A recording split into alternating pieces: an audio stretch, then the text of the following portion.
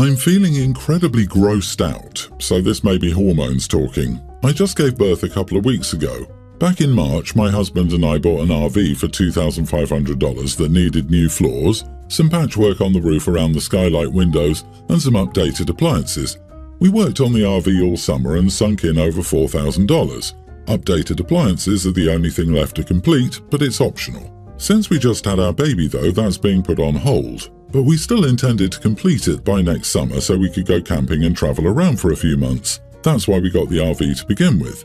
Now, my husband's sister Jamie, 38, is having marital problems apparently, and for whatever reason my mother-in-law thought it would be okay to tell Jamie she could have our RV since we aren't using it anyways.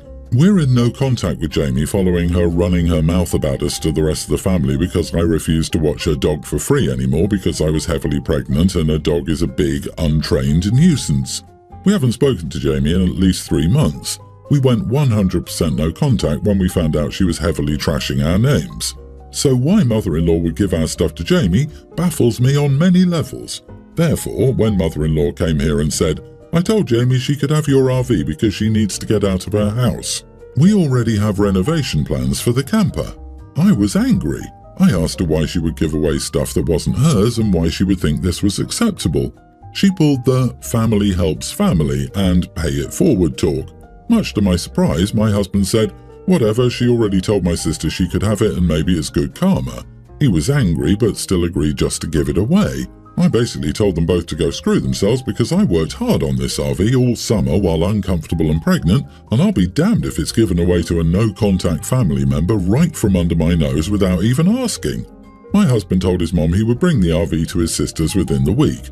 Without doing much thinking at all, honestly, I packed up the baby and moved us into the RV. I'm not okay with giving away the RV and they both know it.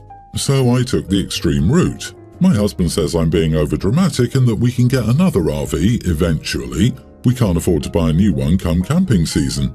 Am I the idiot? You have a problem with your boundary-stomping in-laws and your husband who just lets them. Why would your other in-law give anyone your RV? Much less one you've worked on for months. And why is your husband letting her walk all over him? So family helps family, huh? What has Jamie done to help you? She's having a fit because you don't want to watch her dogs and talking smack, and you're supposed to just give her an expensive RV? I don't think so. You are not the idiot. He's a coward who's clearly scared to stand up to mommy. OP, your husband is a doormat and will raise your child to be a doormat. Tell him no. Stay in the RV, as long as it's safe, and tell him you aren't coming back to him until he gets therapy for being a doormat. Because one thing I do know, a doormat raises another doormat. If family helps family, let her mom help. Her mother is not helping her son or grandchild by reassigning someone else's assets. She didn't teach her daughter to respect when the family was already helping. It's not on you to set yourself on fire to keep sister-in-law warm. Mother-in-law and husband both need to stop pretending it is. Sure, you'll let your sister-in-law have it for $80,000, or whatever price will sufficiently cover the sentimental value, physical and emotional labor already put in. Mom was helping. She knew where to get an RV for free. Ever notice how only the most cancerous piece of crap people say, their family or family helps family, because it's just some crappy way to try and force someone to do something that's rarely ever justified. OP should list mother-in-law's belongings and who they should be given away to, and start with something expensive that she's not using, like mother-in-law's engagement ring. I agree. Hey mother-in-law, I'm going to sell your TVs and kitchen appliances to my uncle's cousin's baby's mama's half-cousin twice removed. Family helps family after all. I am sorry this is happening to you. Tell your husband that either he's married to you or mommy dearest. I'd die on this hill. The amount of audacity, overstepping, entitlement, and pure blatant disrespect cannot be tolerated anymore. Background info. My husband loves cooking. He goes all out for dinners, and even his lazy meals can sometimes seem extravagant, so our children have a mature palate. He especially loves when we have guests that when he goes all out, he plans his meal in advance and gets extremely excited. My husband and I had dinner with our friends and our kids. My husband made us Arabic salad and garlic bread on the side with mashed potatoes and braised duck served with a sauce. When everyone came, we had 3 parents and 7 children. My husband and I served everyone food and everyone complimented it, but my husband noticed one of my friends called Melissa's child Danny, young grammar school, not eating, so he asked him if he didn't like the food and he nodded his head no. Melissa chimed in and said he doesn't have a mature palate, and my husband said sorry, we have more mashed potatoes. Maybe you can eat it without the sauce. Melissa said he doesn't eat mash. My husband said fine, I can microwave or make him something quick. Melissa said thank you and told him frozen chicken nuggets would be good.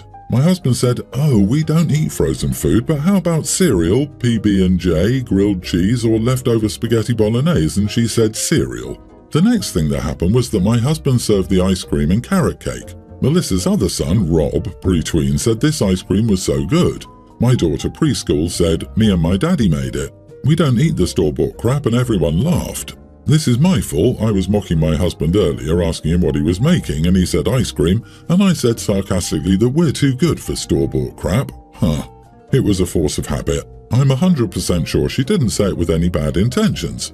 Yesterday, I received a call from Melissa saying she felt like my husband and I were looking down on her, and mommy shamed her because we said we don't eat frozen food. I was just about to apologize because I never wanted to make someone feel mommy-shamed until this woman said she felt sorry for my daughter because she could already see my snobbishness and self-centeredness spreading to her because of that comment my daughter made about crap ice cream. And that is where I draw a line. I told her not to mention my daughter's name when wanting to address me and that she shouldn't worry about feeling inferior because she would never be invited to my home again.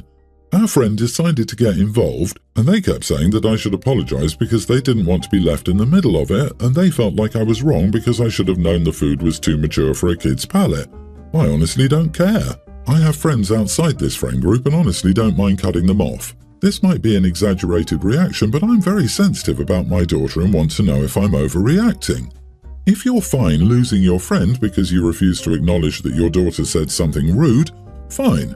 It was rude regardless of whether your daughter understood that it was or not. That means you are the one who should apologize. So yes, I think you are the idiot. It's pretty silly that your husband decided to make all this fancy food, knowing that more kids would be in attendance than adults. LOL, who in their right mind thinks, oh, we're inviting people with children over for dinner, let's make duck. LOL. I feel like it's totally fair that someone could interpret, we don't eat frozen food as opposed to, we don't have chicken nuggets as a dig. Your daughter also sounded like she was repeating something snobby that she'd overheard. Your friend is out of line for passing judgment on a little girl, though. I feel like everyone's the idiot here. Duck isn't that fancy. How do kids get a mature palate? By trying new foods. If you only serve them chicken nuggets, then that's what they'll be used to. Opie's not the idiot. Melissa stepped way over the line insulting Opie's daughter. Opie was already being gracious by offering alternatives. Melissa has adequacy issues and feels bad for feeding her child frozen foods. It bothered her because I'm sure she sat in bed thinking, should I really let my kid eat chicken nuggets for the 20th time this week, or let him starve?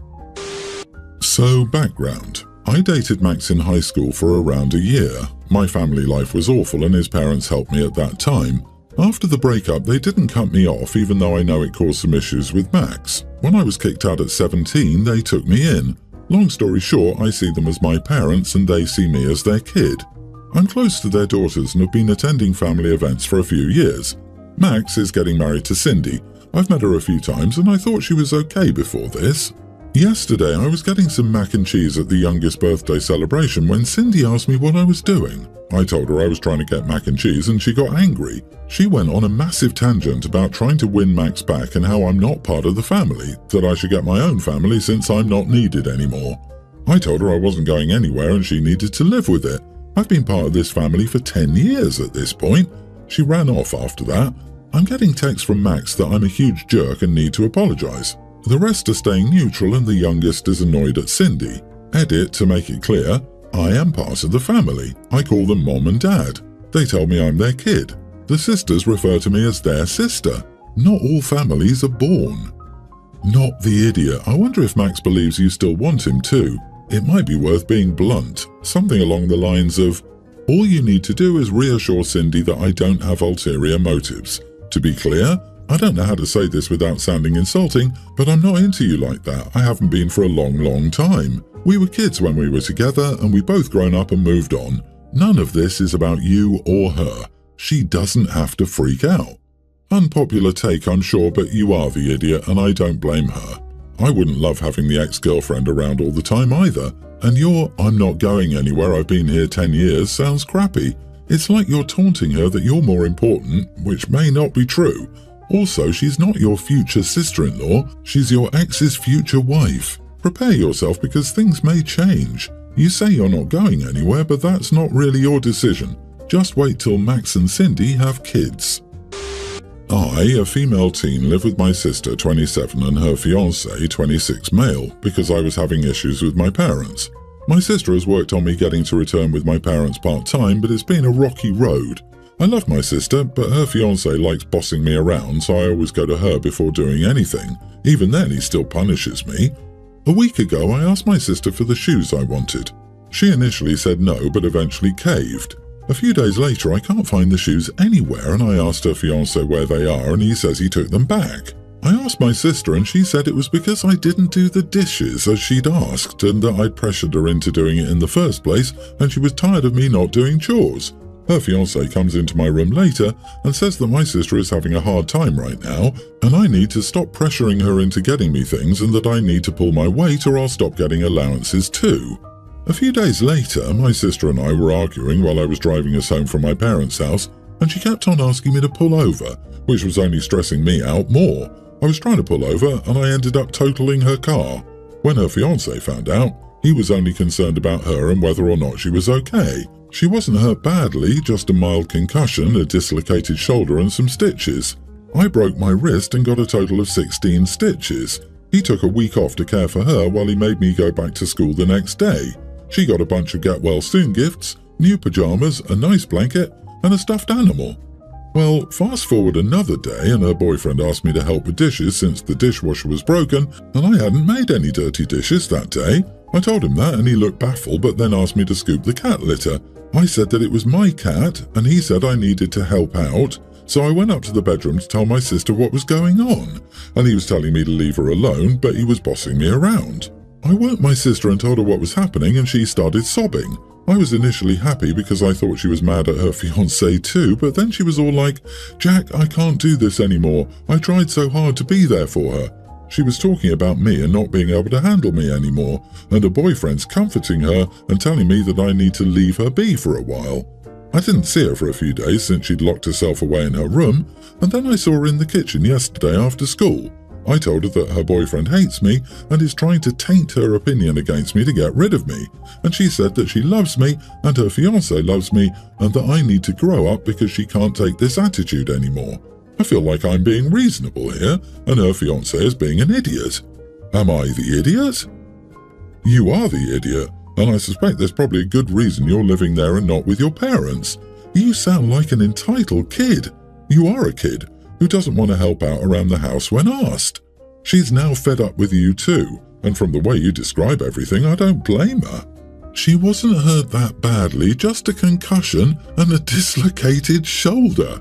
It's appalling that OP sees nothing wrong with totaling her sister's car, hurting her, trashing her house, stealing her shoes and waking her up to complain. OP, stop and really think about your life and how you've made yourself completely unwelcome and not one but two separate households. Also, she complains because her sister is getting her own fiancé's attention, but then she's also happy because she thought her sister was mad at him. Tell me you need therapy without telling me you need therapy. The fiancé sounds like a rock star, the sister sounds like a saint, OP sounds like a spoiled idiot. I feel I'm being reasonable here. Please look up the definition of reasonable because you obviously need help understanding the meaning of the word. We just had people over to the house for my 45th birthday. I reached my 30s without getting married and then I met my wife, 29. She's perfect for me. She's the most beautiful woman I've ever met and she's so much smarter than me it's embarrassing sometimes. She's amazing, but she has one weird hang-up. She thinks some of my hobbies are immature, which is fine. She can be the mature one in our relationship. We have 2 kids, young grammar school age. I never thought I wanted kids, but now I know I couldn't live without them. They tried to get me a present for my big birthday, so we went to Toys R Us and got me a sweet Lego set. Then I helped them wrap it up so I could open it up at our party. All the guys were jealous of my new Lego set. I got some nice golf stuff and very nice bourbon, but all the guys could talk about was my new Millennium Falcon. For some reason, my wife decided to take the credit from the kids. She told everyone how she got it for me because I'm such a little boy.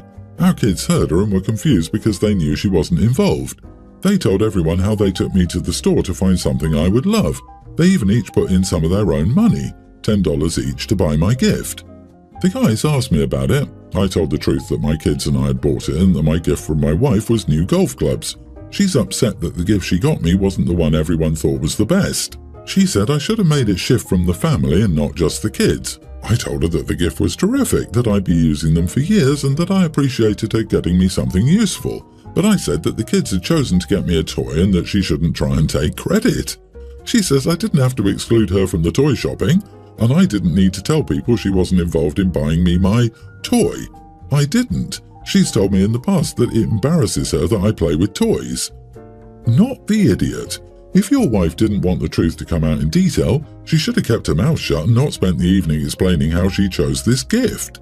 She finds your hobby immature, but she may change her mind because other people have shown an interest. I thought she was the mature one between the two of you, but if you do the math, she's 29, the older kid is young, so… Man, your wife tried to steal the thunder from under your kids. That's just shameful. She didn't think the kids, old enough to understand, wouldn't speak up. Ah, that's laughable. She looked much worse lying about taking the credit from the kids than keeping quiet about it. This is why she's more upset about the situation and blaming you for admitting the truth than admitting she screwed up. She got embarrassed by herself.